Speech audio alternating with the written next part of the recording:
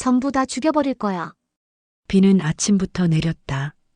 가을비 특유의 차갑고 가느다란 빗줄기가 묘지를 적시며 검은 우산들 사이로 희뿌연 안개를 만들어냈다. 한서진은 묘비 앞에 무릎을 꿇은 채 젖은 돌표면을 손끝으로 쓸어내렸다. 차디찬 감촉이 손가락을 타고 올라와 심장까지 얼어붙게 했다. 윤태수? 그녀의 남편이자 8년을 함께 싸운 투병의 동반자. 이제는 이 차가운 비석 아래 누워있는 사람. 형님, 이제 그만 일어나세요. 다들 가셨어요. 신우이 윤미정의 목소리가 우산 너머로 떨어졌다. 차분하고 정돈된 음성. 언제나 그랬듯 그녀의 말에는 배려의 형식이 있었지만 온기는 없었다. 서진은 천천히 고개를 들었다. 미정은 검은 상복 위에 고급스러운 캐시미어 코트를 걸치고 빗방울 하나 묻지 않은 우산 아래 서 있었다. 그녀의 입가에는 희미한 미소가 걸려 있었다. 조문을 마친 사람의 의무적인 표정. 서진은 대답 대신 다시 묘비를 바라보았다. 8년. 항암과 방사선, 수술과 재발, 그리고 마지막 1년은 호스피스. 그녀는 그 모든 시간을 남편 곁에 있었다. 병실의 소독약 냄새, 새벽 3시의 알람, 링거 교체 시간표, 구토와 통증 속에서 흘리던 그의 땀. 그 모든 것이 그녀의 삶이었다. 아니, 삶을 대신했다. 형님. 미정의 목소리가 한음 낮아졌다. 서진은 무릎을 털고 일어섰다. 관절이 뻐근하게 울었다. 48년을 살아온 몸이지만 마치 70년을 산 것처럼 무거웠다. 가요. 그녀는 짧게 답하며 우산을 접었다. 어차피 온몸이 다 젖었다. 미정은 미간을 살짝 찌푸렸으나 아무 말도 하지 않았다. 두 사람은 나란히 묘지를 빠져나갔다. 빗소리만이 그들 사이의 침묵을 메웠다. 주차장으로 향하는 길, 서진은 멀리서 누군가 서 있는 것을 보았다. 검은 원피스 차림의 가냘픈 실루엣. 윤아린이었다. 23, 그녀의 의붓딸. 남편이 전처와의 사이에서 낳은 그가 무엇보다 아꼈던 딸. 하리는 우산도 쓰지 않은 채 비를 맞으며 서 있었다. 젖은 머리카락이 창백한 얼굴에 달라붙어 있었고 두 손은 가슴 앞에서 무언가를 꼭 움켜쥐고 있었다. 하리나. 서진이 다가가자 하리는 고개를 들었다. 눈가가 붉게 부어 있었다. 울었던 흔적? 아니, 지금도 울고 있는 중이었다. 빗물과 눈물이 뒤섞여 구분할 수 없었다. 이모. 하린의 목소리는 떨렸다. 그녀는 두 손을 내밀었다. 손 안에는 갈색 봉투 하나가 있었다. 물에 젖어 구겨진 그러나 무언가 단단한 것이 들어있는 봉투. 이거 드려야 할 것 같아서요. 서진은 봉투를 받아들었다. 묵직했다.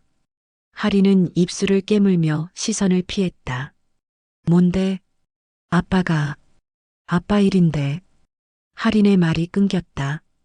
그녀는 더 이상 말을 잇지 못하고 돌아서서 달려갔다. 서진은 그녀의 뒷모습을 바라보다가 천천히 봉투를 열었다. 안에는 두 가지가 들어 있었다. 하나는 법률사무소의 로고가 찍힌 서류 뭉치. 표지에는 유원장 보정본이라는 제목이 또렷했다. 다른 하나는 병원 기록지. 야간 투약 로그라고 적혀 있었다. 서진의 손이 떨렸다. 빗물이 서류 가장자리를 적시기 시작했다. 그녀는 황급히 봉투를 다시 닫고 차로 향했다. 심장이 빠르게 뛰었다. 무언가 잘못되었다. 아주 오래전부터, 아주 깊은 곳에서부터. 집으로 돌아온 서진은 젖은 옷을 벗지도 않은 채 거실 테이블에 서류를 펼쳤다. 창밖으로는 여전히 비가 내렸다. 회색빛 하늘 아래 그녀는 첫 장을 넘겼다. 유원장 보정본. 날짜는 남편이 사망하기 열이틀 전. 그녀가 병실에서 밤을 지새우며 남편의 손을 잡고 있던 바로 그 시기였다. 내용은 복잡했다. 임야 수익권, 비상금 계좌, 신탁 구조. 그녀가 알던 것과는 달랐다. 특히 할인 명의의 신탁 계좌가 새롭게 추가되어 있었고 일부 수익 배분이 크게 변경되어 있었다. 서진은 손가락으로 서명란을 짚었다. 윤태수? 그의 이름이 휘갈겨져 있었다. 그러나 필체가 어딘가 어색했다. 평소 그가 쓰던 글씨보다 각이 무디고 선이 떨렸다. 말기암 환자의 손떨림? 아니면 그녀는 다음 서리로 넘어갔다. 야간 투약 로그. 병원에서 간병인과 간호사가 작성하는 기록. 진정제, 진통제, 수면보조제. 투약 시간과 용량이 빼곡하게 적혀 있었다. 서진은 눈을 가늘게 뜨고 날짜를 따라갔다. 사망 열이틀 전부터 말기 진정제의 용량이 급격히 증가해 있었다. 그리고 시간 외 투약 기록이 여러 번 보였다. 오전 3시, 오전 5시. 정규 투약 시간이 아니었다. 왜? 서진의 입술이 움직였다. 그녀는 그 시간대에 병실에 없었다. 집에 돌아와 두어 시간 눈을 붙이던 시간이었다. 간병인이 대신 지키고 있었다. 믿을 수 있는 사람이라고 미정이 소개해준 사람이었다. 미정. 서진은 서류를 다시 펼쳤다. 유언장 보정본 마지막 장에 작은 글씨로 메모가 적혀 있었다. 법률 자문 강민혁 변호사. 미정의 애인. 그녀가 2년 전부터 만나고 있다는 그 남자. 서진의 손이 서류를 구겼다. 숨이 가빠졌다. 방 안의 공기가 무거워졌다. 그녀는 눈을 감았다. 기억이 돌아왔다. 사망 일주일 전 그녀가 밤늦게 병실에 들어갔을 때 복도에서 낮은 대화 소리를 들었다. 미정의 목소리와 익숙하지 않은 남자의 목소리. 오늘 안에 정리해야 해요. 일정이 있으니까. 그때는 장례 준비 이야기려니 했다. 그러나 이제 생각해보니 그들이 말하던 정리는 다른 무언가였을지도 모른다. 서진은 천천히 일어나 창가로 갔다. 비는 여전히 내렸다. 세상은 온통 회색이었다. 그녀는 유리창에 이마를 기댔다. 차가운 감촉이 뜨거운 머리를 식혔다. 내가 뭘 지킨 거지? 그녀의 목소리는 낮고 쉬었다. 8년. 그녀는 무엇을 지켰을까? 사랑? 가족? 희생? 아니면 누군가의 계획을 덮는 아름다운 커튼? 서진은 눈을 떴다. 눈동자 안에 차가운 빛이 서렸다. 그녀는 다시 테이블로 돌아가 서류를 정리했다. 하나하나 투명 파일에 넣고 날짜 순으로 배열했다. 감정은 접어두었다. 지금 필요한 것은 분노가 아니라 정확함이었다. 밤이 깊어졌다. 서진은 노트북을 켜고 병원 홈페이지에 접속했다. 약품 로트 번호 조회, 간병인 교대 일지, 투약 기록 열람 신청. 하나씩 천천히 그러나 멈추지 않고. 그녀의 얼굴은 창백했지만 눈빛은 또렷했다. 무언가가 시작되고 있었다. 희생자가 아닌 추적자로서의 시간이. 서진은 일주일 동안 집 밖을 나가지 않았다.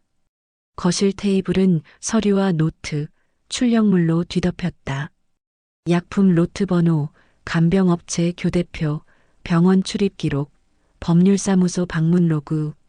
그녀는 모든 것을 표로 만들었다. 시간축을 따라, 사건을 따라, 사람을 따라. 컴퓨터 화면 앞에 앉은 그녀의 얼굴은 창백했다. 머리는 단정하게 묶었지만 며칠째 씻지 않은 탓에 기름기가 돌았다. 눈 밑에는 짙은 그림자가 드리워져 있었다. 불면은 새로운 것이 아니었다. 8년 동안 그녀는 제대로 잠을 잔 적이 없었다. 새벽 3시의 알람, 4시간마다 반복되는 투약 체크, 언제 터질지 모르는 응급 상황. 그녀의 몸은 이미 긴장의 연속이었다. 하지만 지금은 달랐다. 예전의 긴장이 생존을 위한 것이었다면 지금의 긴장은 진실을 향한 것이었다. 로트 번호 BG-32476. 그녀는 병원 약품 데이터베이스를 검색했다. 해당 진정제는 말기 환자용 고용량 제제였다. 부작용란에는 호흡 억제, 의식 저하, 심정지 가능성이라는 문구가 적혀 있었다. 서진은 투약 로그와 대조했다. 사망 열이틀 전부터 이 약의 용량이 2배 가까이 증가했다. 정규 투약 외에 시간 외 투여 기록이 3차례 더 있었다. 왜?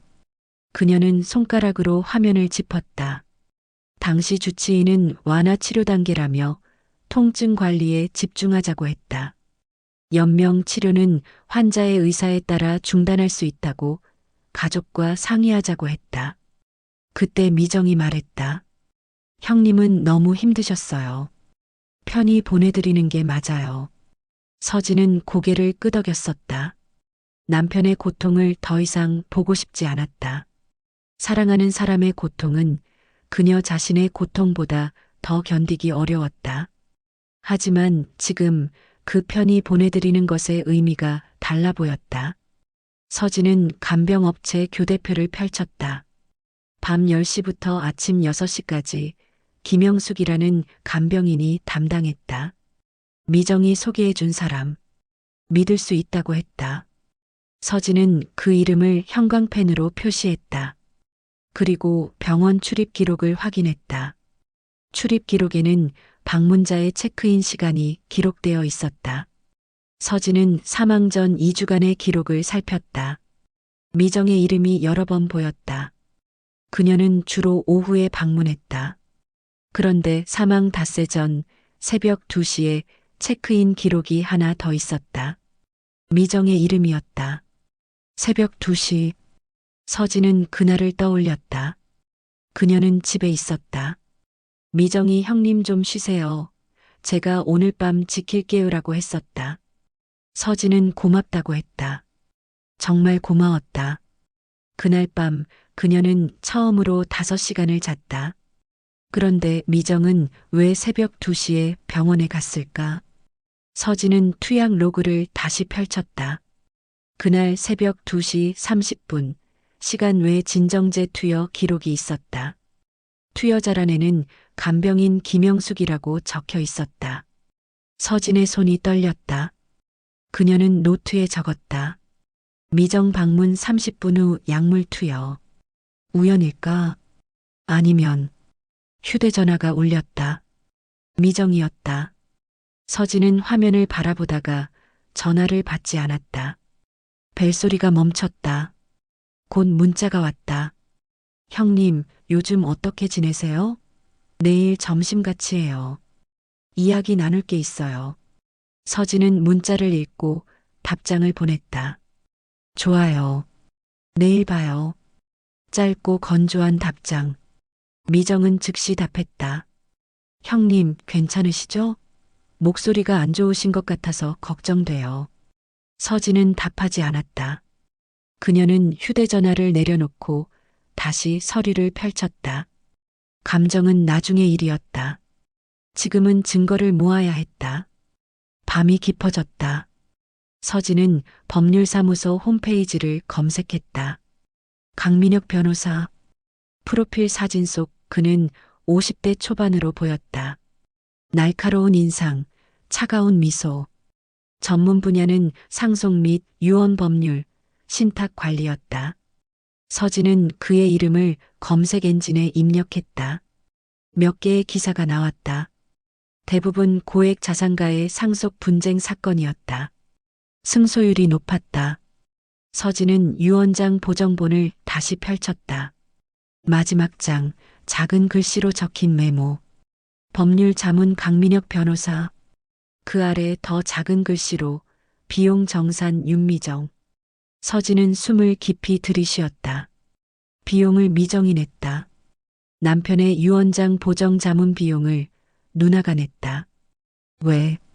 그녀는 유언장 내용을 다시 읽었다. 임야 수익권은 할인에게 30%, 미정에게 30%, 서진에게 40%. 비상금 계좌는 할인명의 신탁으로 전환. 그런데 이전 유언장에서는 임야 수익권이 서진에게 60%, 할인에게 40%였다. 미정은 수익권이 없었다. 30%. 서진은 계산기를 두드렸다. 임야의 연간 수익은 대략 3천만 원. 30%면 900만 원. 적지 않은 금액이었다. 미정에게는. 서진은 노트에 적었다. 동기돈. 그리고 그 옆에 방법 유언장 보정 약물 투여. 마지막으로 실행자 미정 강민혁 김영숙. 그녀는 펜을 내려놓고 눈을 감았다. 머릿속이 복잡했다. 감정과 논리가 뒤엉켰다. 분노와 슬픔, 배신감과 자책. 그러나 그녀는 감정을 밀어냈다. 지금은 아니었다. 다음 날 점심 서진은 미정과 만났다. 강남의 한 이탈리안 레스토랑. 미정이 예약한 곳이었다. 화이트 톤의 인테리어, 은은한 조명, 부드러운 재즈 음악.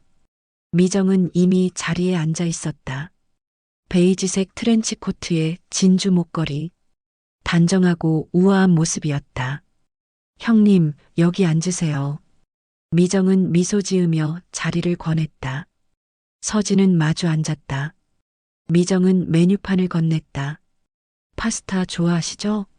여기 까르보나라가 정말 맛있어요. 아무거나 괜찮아요. 서진의 목소리는 평온했다. 미정은 웨이터를 불러 주문했다. 까르보나라 2개, 샐러드, 와인 1병. 음식이 나오기를 기다리는 동안 미정이 말을 꺼냈다. 형님, 요즘 많이 힘드시죠? 저도 걱정이에요.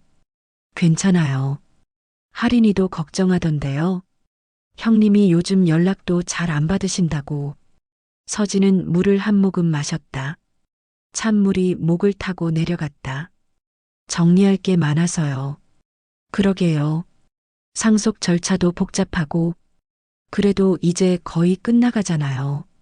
오빠가 남긴 것들 잘 정리하셔야죠. 미정의 목소리는 부드러웠다.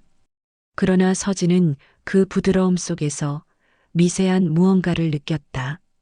우월감? 아니면 안도감? 언니. 서진이 입을 열었다. 미정은 고개를 들었다. 유언장 보정본 보셨어요? 미정의 표정이 순간 굳었다. 그러나 곧 미소를 지었다. 아, 그거요. 오빠가 마지막에 할인이 미래를 걱정하셔서 신탁 구조를 좀 바꾼 거예요. 형님도 아시잖아요. 할인이가 아직 어리니까. 언니가 비용 내셨더라고요. 법률 자문 비용. 미정의 미소가 조금 굳었다. 형님이 힘드실까봐. 제가 도와드린 거예요. 가족이니까요. 고마워요. 서진은 담담하게 말했다. 미정은 안도하는 듯 고개를 끄덕였다. 형님, 우리 이제 서로 의지하며 살아야죠. 오빠 없이. 그래요. 의지해야죠. 서진은 미소 지었다. 그러나 그 미소는 입가에만 머물렀다. 눈은 차갑게 가라앉아 있었다. 식사가 끝나고 두 사람은 헤어졌다. 서진은 지하철을 타고 집으로 돌아왔다. 창밖 풍경은 빠르게 지나갔지만 그녀의 시선은 고정되어 있었다. 미정의 마지막 미소가 눈앞에 아른거렸다. 그 미소 속에 숨겨진 승리의 빛. 집에 도착한 서진은 곧장 노트북을 켰다. 그녀에게는 아직 확인해야 할 것이 남아 있었다. 할인. 그 아이가 건넨 봉투. 그 아이가 알고 있는 것. 서진은 휴대전화를 들고 할인에게 전화를 걸었다. 여러 번의 신호음 끝에 할인이 받았다. 이모. 할인아, 나야. 만날 수 있을까? 지금요? 응. 급한 일이야. 할인은 잠시 망설이다가 대답했다. 카페에서 만나요. 집 근처. 이모 아시는데요. 알았어. 1시간 후에 볼게. 전화를 끊고 서진은 서류 몇 장을 가방에 넣었다. 투약 로그, 출입 기록, 유언장 보정본, 그리고 녹음기를 챙겼다. 카페는 주택가 골목 안에 있는 작은 곳이었다. 창가 자리에 할인이 앉아 있었다. 그녀는 커피잔을 두 손으로 감싼 채 창밖을 바라보고 있었다. 서진이 들어서자 할인은 고개를 들었다. 눈가가 붓고 얼굴은 창백했다. 이모. 서진은 맞은편에 앉았다. 할인은 시선을 피했다. 할인아, 내가 준 봉투 어디서 난 거야? 할인은 입술을 깨물었다. 한참을 망설이다가 그녀는 작은 목소리로 말했다. 아빠 물건 정리하다가 서재 서랍 안에 있었어요. 언제? 기일 전날. 서진은 고개를 끄덕였다. 남편의 서재. 그녀도 몇 번 들어가 봤지만 정리할 엄두가 나지 않았다. 그의 채취가 너무 진하게 남아 있었다. 그게 다야? 할인은 고개를 저었다. 그녀는 가방에서 작은 USB를 꺼내 테이블 위에 놓았다. 이것도 같이 있었어요. 뭔데? 녹음 파일이요. 아빠 핸드폰에서 복사한 것 같아요. 서진은 USB를 집어들었다. 차가운 플라스틱 감촉이 손끝에 전해졌다. 들어봤어? 할인은 고개를 끄덕였다. 그리고 눈물을 흘렸다.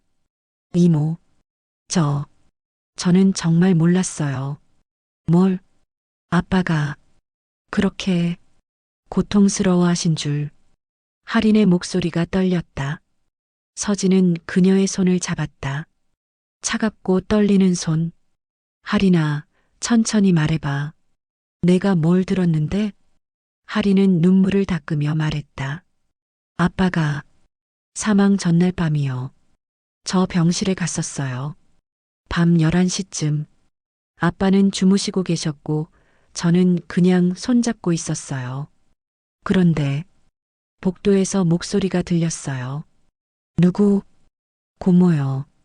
그리고 남자 목소리. 서진의 심장이 빨라졌다. 뭐라고 했는데? 고모가 오늘 넘겨야 해. 변호사 쪽 일정이 있으니까라고 했어요. 그리고 남자가 내일 오전에 서류 가져올게요.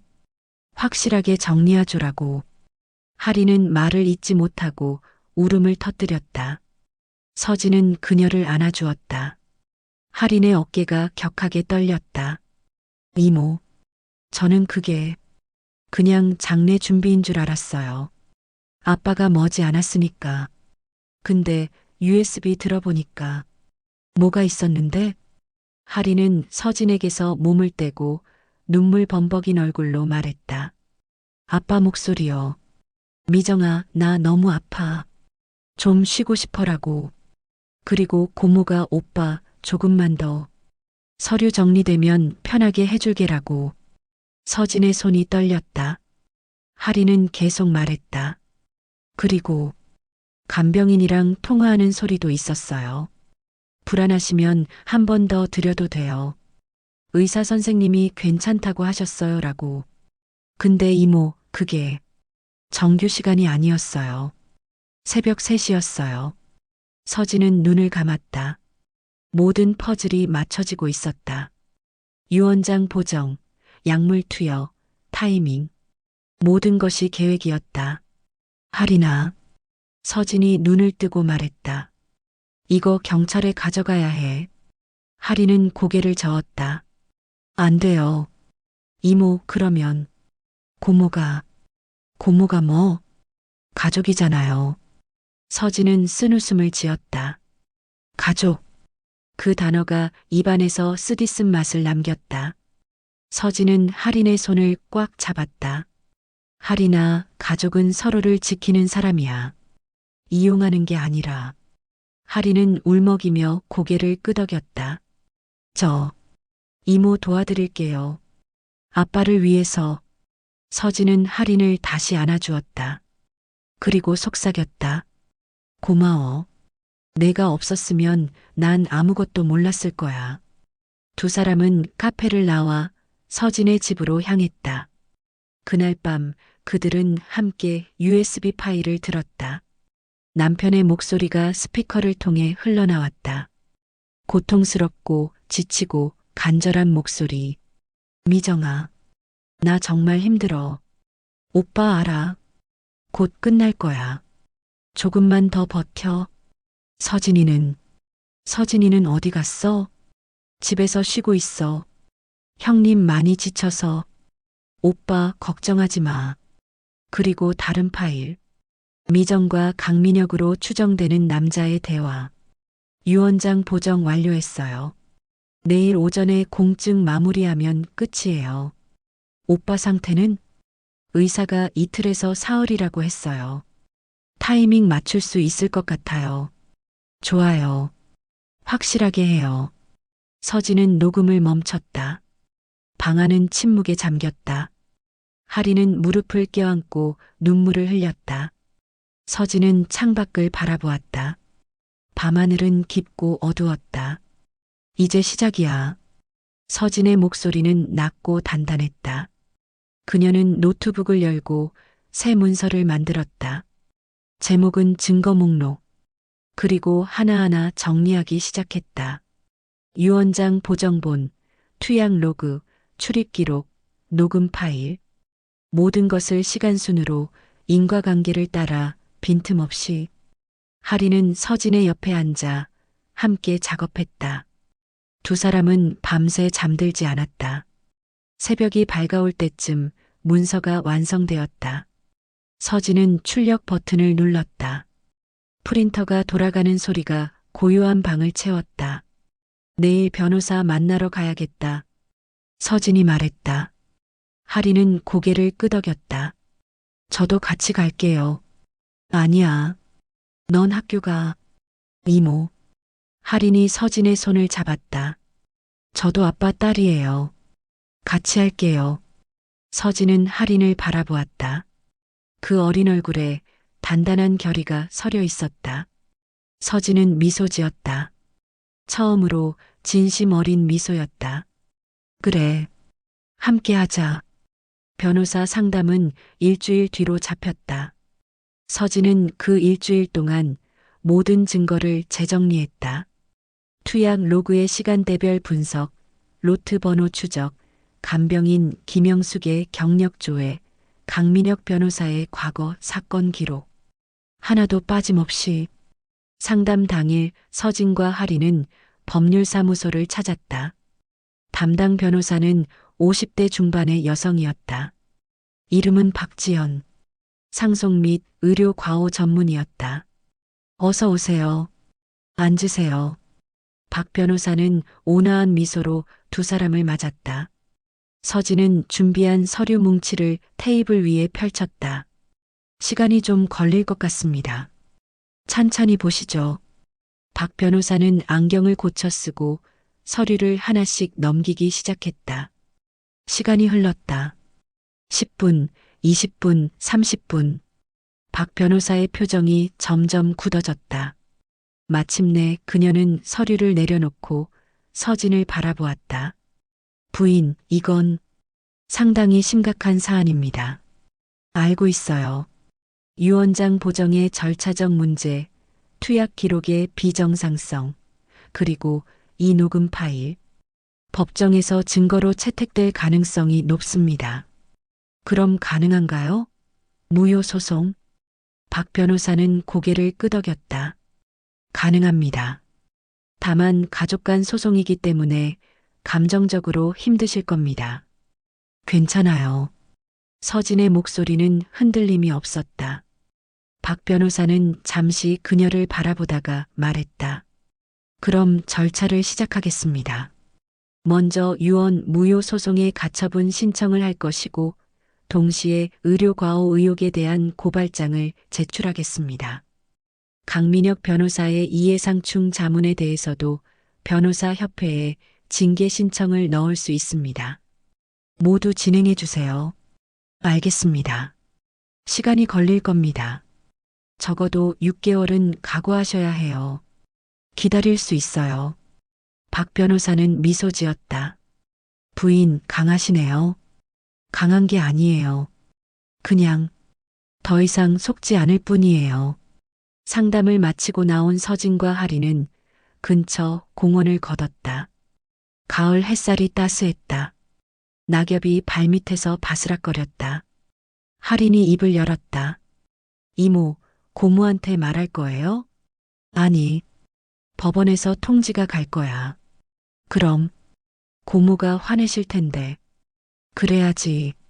서진은 담담하게 말했다. 하리는 서진의 손을 잡았다. 이모, 무섭지 않으세요? 서진은 걸음을 멈추고 하린을 바라보았다. 무섭지. 하지만 더 무서운 건 아무것도 하지 않는 거야.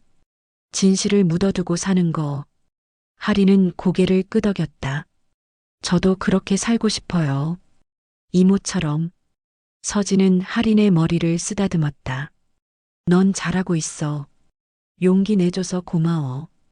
2주 뒤 법원에서 통지서가 발송되었다.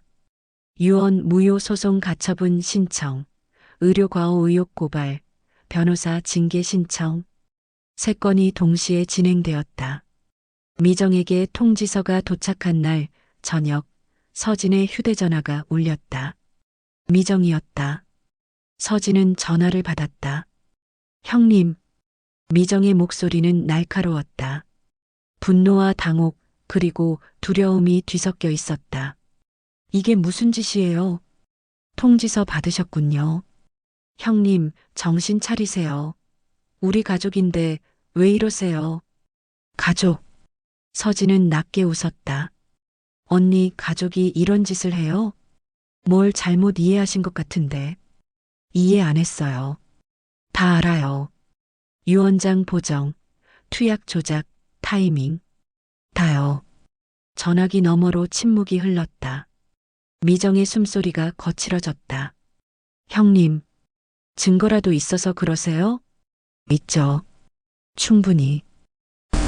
뭐가 있는데요? 법정에서 보여드릴게요. 서진은 전화를 끊었다. 손이 떨렸다. 그러나 후회는 없었다. 1달 뒤 첫 번째 법원 신문이 열렸다.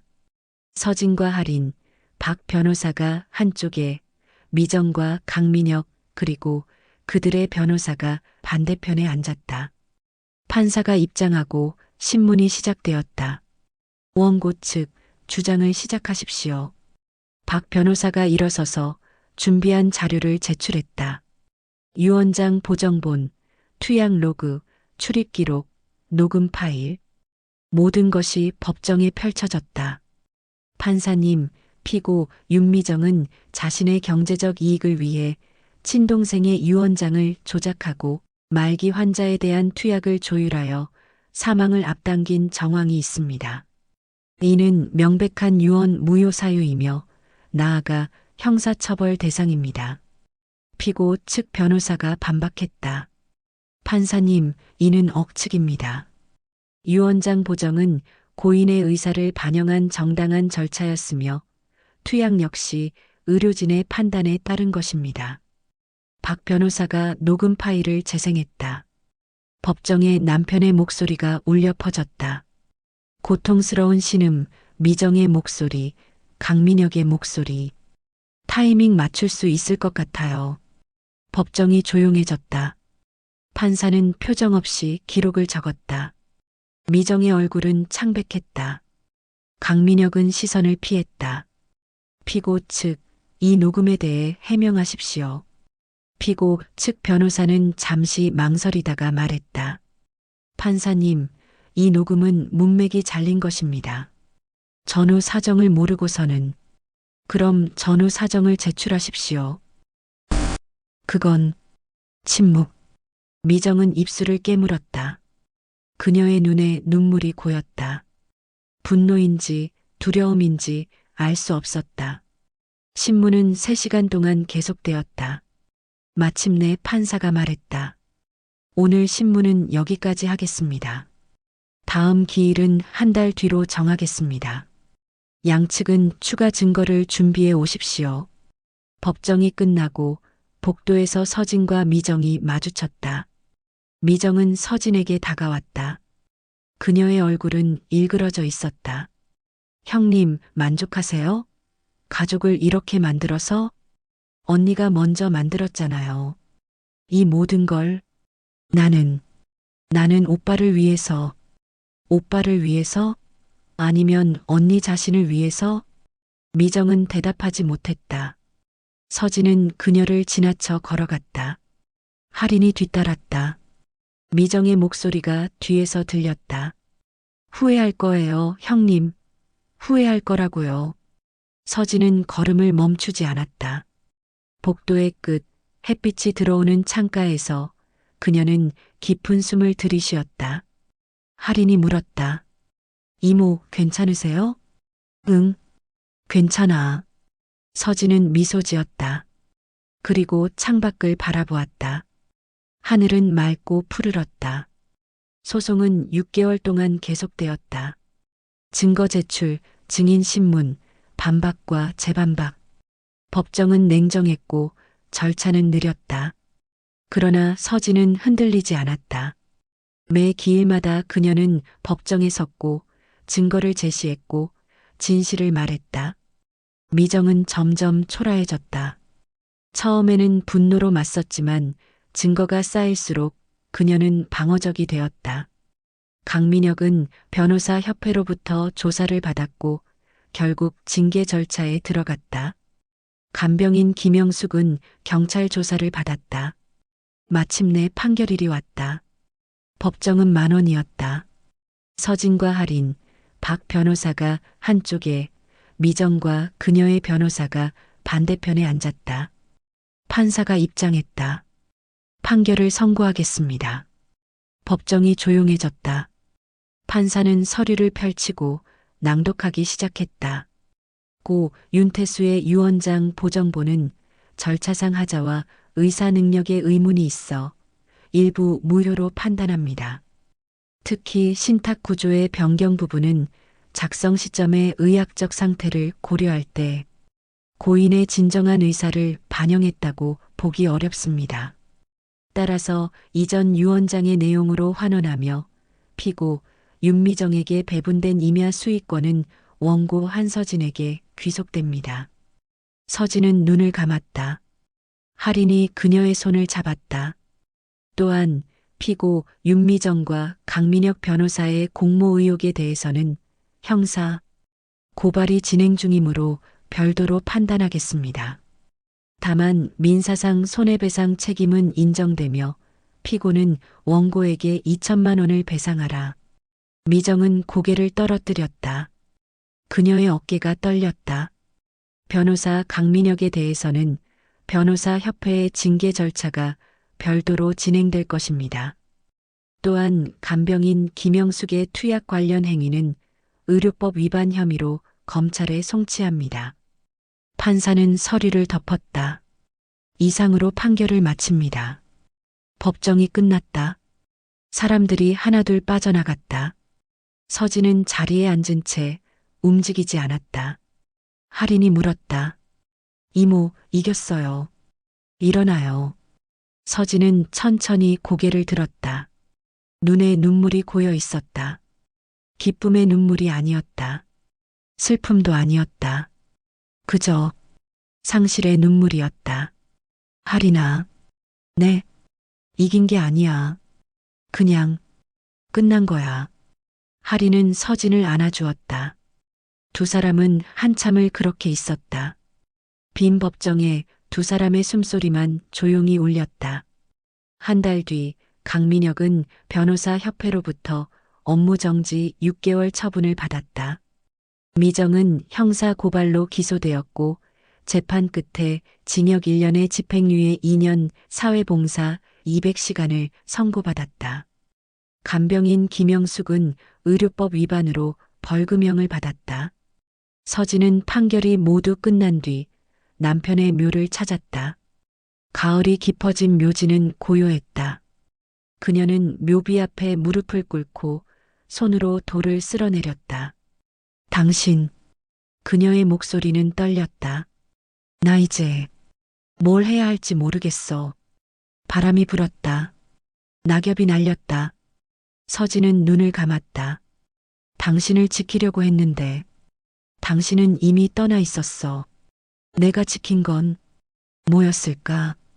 그녀는 작은 봉투를 꺼내 묘비 앞에 놓았다. 안에는 판결문 사본이 들어 있었다. 당신 목 다시 찾았어. 그게 의미가 있는지는 모르겠지만 나는 해야 했어. 서진은 일어섰다. 무릎을 털고 묘지를 나섰다. 뒤돌아보지 않았다. 집으로 돌아온 서진은 남편의 방문을 열었다. 오랜만에 들어가는 방. 먼지가 쌓여 있었다. 그녀는 창문을 열었다. 바람이 들어왔다. 방 안에 무거운 공기가 조금씩 빠져나갔다.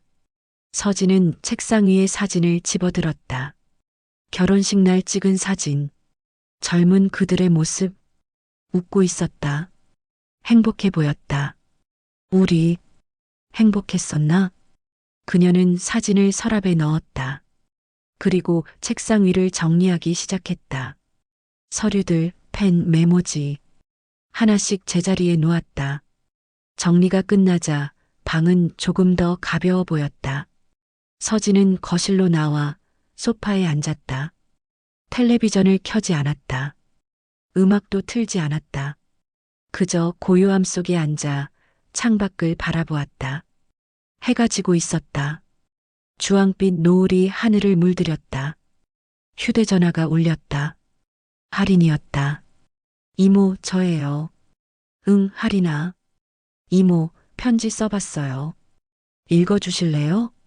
지금? 네. 서진은 미소 지었다. 그래, 읽어봐. 할인의 목소리가 떨렸다. 그러나 단단했다. 이모에게. 저는 오랫동안 아빠가 가장 사랑한 사람이 저라고 믿었어요. 아빠는 늘 제 이름을 부르며 웃으셨고 제 미래를 걱정하셨죠. 그런데 이제 알았어요. 아빠가 사랑한 건 저였지만 저를 진짜로 지켜준 건 이모였어요. 서진의 눈에 눈물이 고였다. 이모는 8년 동안 아빠 곁을 지켰어요. 아프고 힘들고 외로웠을 텐데. 그런데도 한 번도 떠나지 않으셨어요. 저는 그걸 몰랐어요. 아니, 모른 척 했어요. 편한 게 좋았으니까.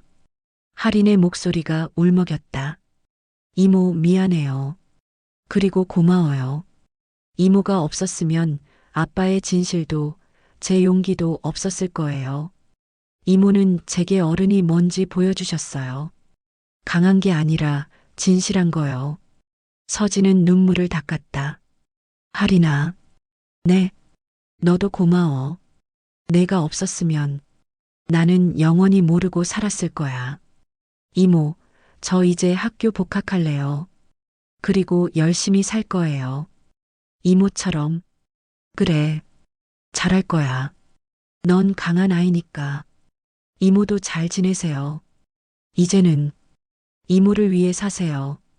전화가 끊겼다. 서진은 휴대전화를 내려놓고 다시 창밖을 바라보았다. 노을이 점점 짙어졌다. 하늘은 주황에서 붉은색으로 다시 보라색으로 변해갔다. 서진은 소파에서 일어나 부엌으로 갔다. 냉장고를 열었다. 텅 비어 있었다. 그녀는 가방을 들고 밖으로 나갔다. 동네 슈퍼마켓으로 향했다. 슈퍼마켓은 밝았다. 사람들이 장을 보고 있었다. 일상의 소리들, 카트 굴러가는 소리, 아이들 웃음소리, 계산대 벨소리. 서진은 천천히 매대를 돌았다. 채소, 과일, 고기, 생선. 하나씩 골랐다. 자신을 위한 장보기. 오랜만이었다. 계산을 마치고 나오는 길, 서진은 문득 멈춰섰다. 슈퍼마켓 앞 게시판에 구인 광고가 붙어 있었다. 회계 아르바이트 구함. 주 3일 오전 근무. 서진은 전화번호를 사진으로 찍었다. 집으로 돌아온 서진은 장본 것을 정리했다. 냉장고가 채워졌다. 그녀는 간단히 저녁을 만들었다. 된장찌개와 밥, 김치. 소박했지만 따뜻했다. 식사를 마친 뒤 서진은 노트북을 켰다. 새 문서를 열었다. 그리고 제목을 적었다. 나의 시간. 커서가 깜빡였다. 그녀는 천천히 글을 쓰기 시작했다. 나는 오랫동안 누군가를 돌보며 살았다. 남편을, 가족을, 관계를. 내 시간은 언제나 다른 사람의 시간표 안에 있었다. 새벽 3시에 투약, 오전 8시에 병원 일정, 오후 2시에 검사 대기. 나는 그 시간들을 살았다. 그녀는 잠시 멈췄다. 창밖을 바라보았다. 밤이 깊어지고 있었다. 하지만 이제 나는 나만의 시간을 만들고 싶다. 새벽 3시는 깊은 잠의 시간. 오전 8시는 커피 한 잔의 여유.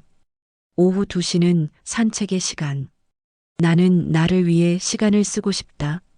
서진은 계속 썼다. 밤이 깊어지는 줄도 모르고 글은 계속 이어졌다.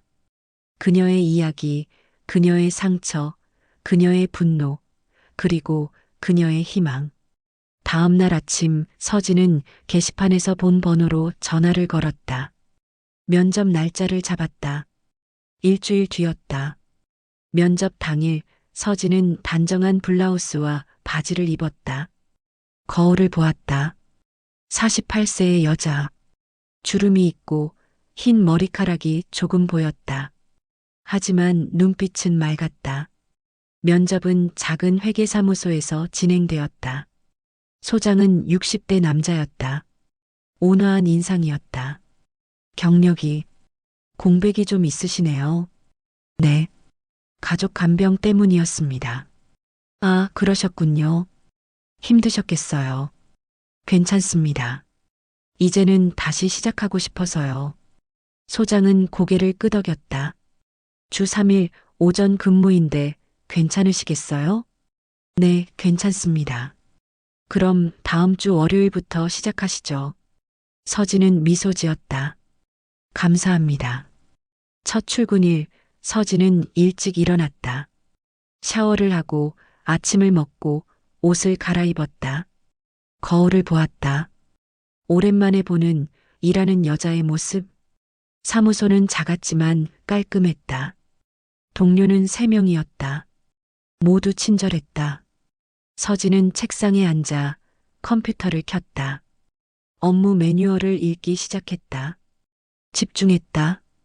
오랜만에 느끼는 일의 감각. 점심시간 동료들이 함께 먹자고 했다. 서진은 따라갔다. 근처 식당에서 그들은 도시락을 먹으며 이야기를 나눴다. 일상적인 대화, 날씨, 드라마, 주말 계획.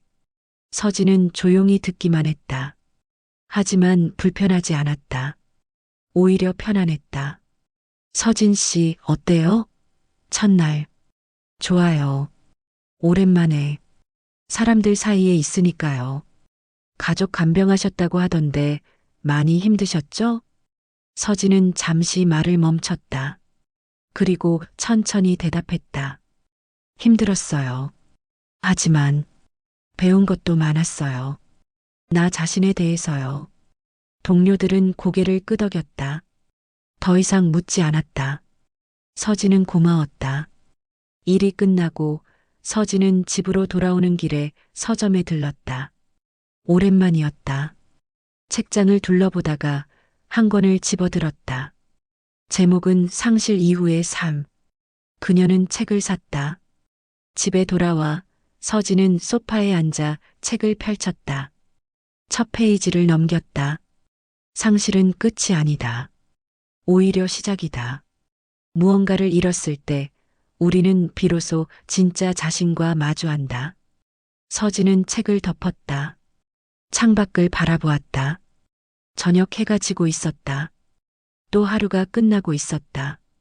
그녀는 노트북을 열고 어젯밤 쓰던 글을 이어갔다. 나는 상실했다. 남편을 가족이라는 환상을, 희생의 의미를. 하지만 동시에 얻었다. 진실을, 용기를, 그리고 나 자신을. 글을 쓰는 동안 서진의 얼굴은 평온했다. 눈가에 주름이 있었지만 그 주름은 더 이상 고통만의 흔적이 아니었다. 살아낸 시간의 증거였다. 밤이 깊어졌다. 서진은 글을 저장하고 노트북을 덮었다. 침대로 가서 누웠다. 어둠 속에서 그녀는 천장을 바라보았다. 나는 살아있어. 그녀는 작게 중얼거렸다. 나는 나를 살린 거야. 서진은 눈을 감았다. 오랜만에 평온한 잠이 찾아왔다. 새벽 3시의 알람은 없었다. 다만 그녀의 고른 숨소리만이 고요한 방을 채웠다. 며칠 뒤 서진은 다시 묘지를 찾았다. 이번에는 손에 꽃다발을 들고 있었다. 노란 국화였다. 남편이 좋아하던 꽃. 묘비 앞에 무릎을 꿇고 꽃을 놓았다. 그리고 천천히 말했다. 여보. 바람이 불었다. 나뭇잎이 흔들렸다. 나 이제 당신 없이도 살 수 있을 것 같아. 아니, 살아야 해. 그녀의 목소리는 떨리지 않았다. 당신을 사랑했어. 정말로. 하지만 그 사랑이 나를 지워버리게 할 순 없어. 나도 살아야 하니까. 서진은 묘비를 쓰다듬었다. 용서해줘. 내가 당신만 바라보지 못해서. 이제는 나도 봐야 해서. 그녀는 일어섰다.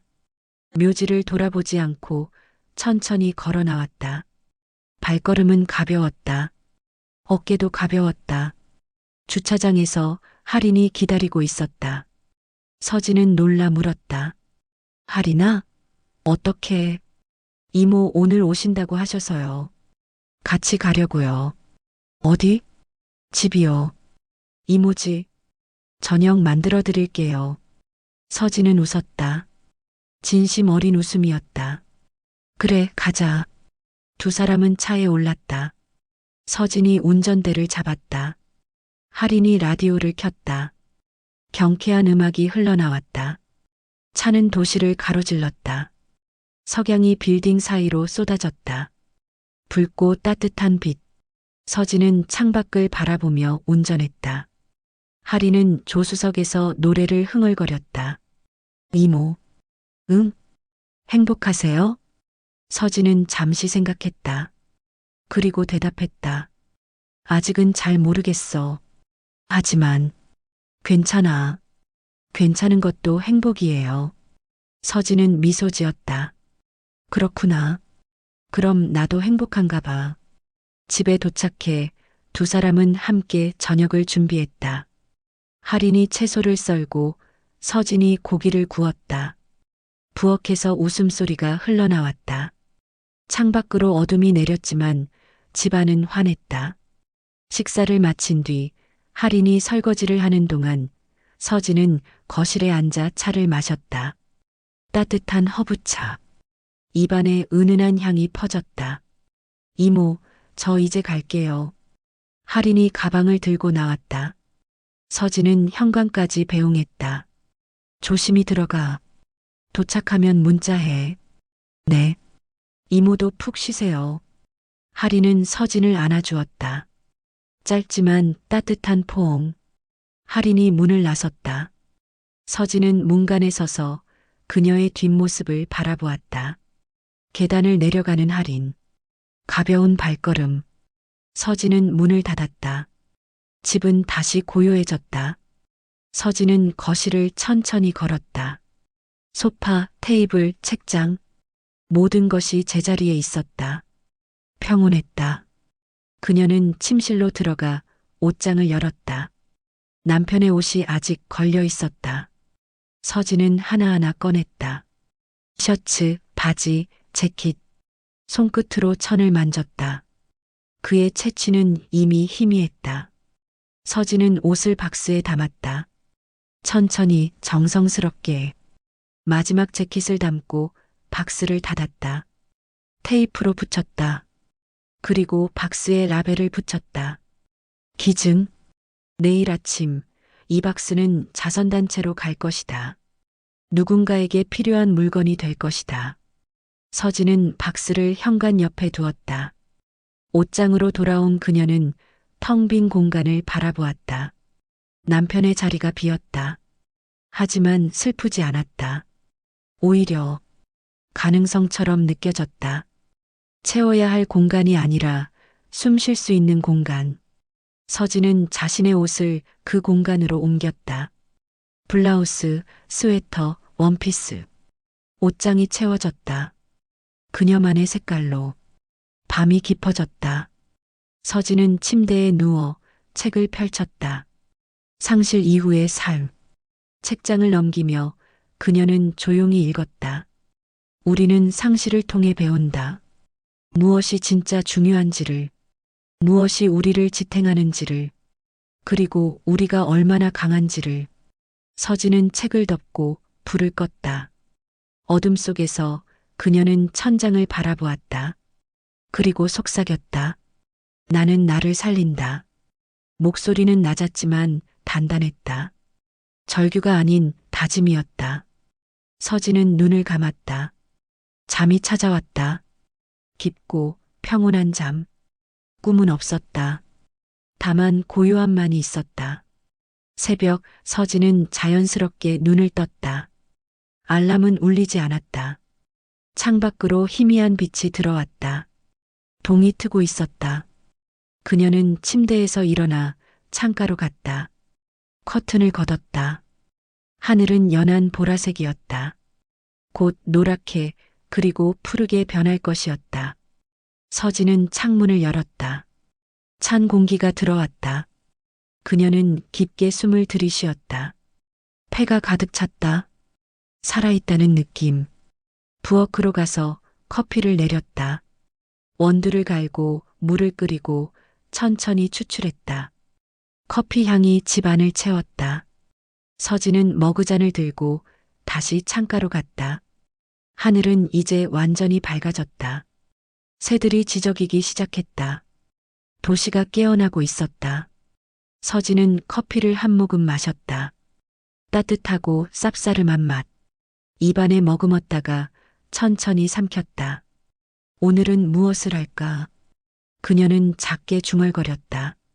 오늘은 출근하는 날이 아니었다. 그녀만의 시간이었다. 서진은 노트북을 열고 어제 쓰던 글을 이어갔다. 나는 복수했다. 진실을 찾았고 정의를 세웠다. 하지만 복수가 끝나자 남은 건 공허였다. 아니, 공허라고 생각했다. 그러나 지금 나는 안다. 그건 공허가 아니라 여백이었다. 내가 채워야 할 나만의 여백. 글을 쓰는 그녀의 얼굴은 평온했다. 주름이 있었지만 그 주름은 아름다웠다. 삶의 증거였다. 오전이 흘러갔다. 서진은 글을 마치고 노트북을 덮었다.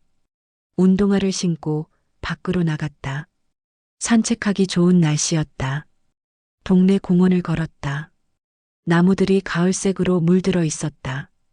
노랗고 빨갛고 주황빛. 낙엽이 발밑에서 바스락거렸다. 벤치에 앉아 서진은 사람들을 바라보았다. 산책하는 노부부, 뛰어노는 아이들, 조깅하는 청년. 모두 자신의 삶을 살고 있었다. 나도 내 삶을 살고 있어. 서진은 웃었다. 누구에게 말하는 것도 아닌 혼잣말이었다. 하지만 그 말이 진실이었다. 공원을 나와 서진은 카페에 들렀다. 작은 책방 카페였다. 책과 커피 향이 어우러진 공간. 그녀는 창가 자리에 앉아 라떼를 주문했다. 책장을 둘러보다가 시집 한 권을 집어들었다. 제목은 다시 봄. 페이지를 넘겼다. 겨울이 지나면 봄이 온다. 상실이 지나면 재건이 온다. 눈물이 마르면 미소가 온다. 나는 기다린다. 나의 봄을. 서진은 시집을 덮고 창밖을 바라보았다. 가을이었다. 아직 겨울이 오지 않았다. 하지만 그녀는 알고 있었다. 겨울이 지나면 봄이 올 것이라는 것을. 카페를 나서며 서진은 그 시집을 샀다. 집으로 돌아가는 길 그녀는 가볍게 걸었다. 가방 안에는 시집이 들어 있었다. 그리고 그녀의 마음속에는 조용한 희망이 자라고 있었다. 집에 도착해 서진은 시집을 책장에 꽂았다. 그리고 거실을 둘러보았다. 모든 것이 제자리에 있었다. 하지만 이제 이 공간은 달라 보였다. 남편의 집이 아니라 그녀의 집이었다. 저녁이 되었다. 서진은 간단히 저녁을 만들어 먹었다. 식사 후 그녀는 소파에 앉아 텔레비전을 켰다. 뉴스가 나왔다. 세상의 소식들. 그녀는 조용히 들었다. 세상은 계속 흘러가고 있었다. 뉴스가 끝나고 서진은 텔레비전을 껐다. 고요함이 돌아왔다. 그녀는 그 고요함이 좋았다. 두렵지 않았다. 오히려 평온했다. 침실로 들어가 서진은 잠옷으로 갈아입었다. 거울을 보았다. 48세의 여자. 주름과 흰 머리카락이 있었다. 하지만 눈빛은 살아있었다. 나는 살아있어.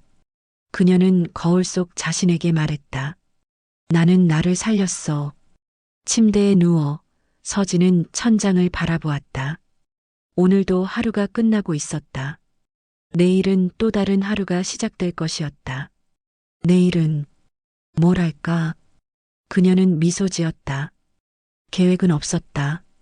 하지만 괜찮았다. 오히려 좋았다. 내일은 열려 있었다. 가능성으로 가득했다. 서진은 눈을 감았다. 잠이 찾아왔다. 깊고 평온한 잠. 그녀의 숨소리는 고르고 조용했다. 밤은 깊어졌다. 도시의 불빛이 창문을 통해 희미하게 들어왔다. 서진은 잠들어 있었다. 평화로운 얼굴이었다. 방 한편에 그녀가 쓴 글이 노트북 화면에 저장되어 있었다. 마지막 문장은 이렇게 끝났다. 나는 상실했지만 동시에 얻었다. 나 자신을. 그리고 그것만으로도 나는 다시 살 수 있다. 복수는 끝났다. 이제 삶이 시작된다. 창밖으로 밤하늘에 별이 빛나고 있었다. 작지만 분명한 빛. 서진의 잠든 얼굴 위로 그 빛이 조용히 내려앉았다. 세상은 여전히 돌아갔다. 그리고 서진은 그 세상 속에서 자신만의 방식으로 살아가고 있었다. 묘지에서 터뜨렸던 절규, 전부 다 죽여버릴 거야는 이제 다른 의미가 되었다. 그것은 분노의 선언이 아니라 과거를 죽이고 새로 태어나겠다는 다짐이었다. 서진은 그렇게 다시 태어났다. 희생자도 복수자도 아닌 자기 삶의 주인으로. 그리고 그 재건의 여정은 조용하지만 확고하게 계속되고 있었다.